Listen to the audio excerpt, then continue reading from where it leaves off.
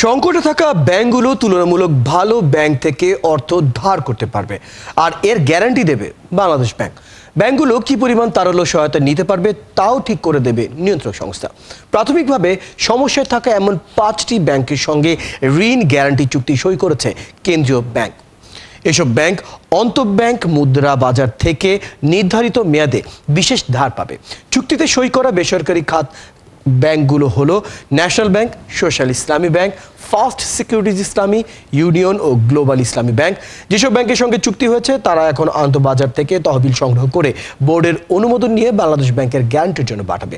এরপর কেন্দ্রীয় ব্যাংক গ্যারান্টির আওতায় কোন ব্যাংক কত টাকা নিতে পারবে তা বিবেচনা করে অনুমতি দেবে।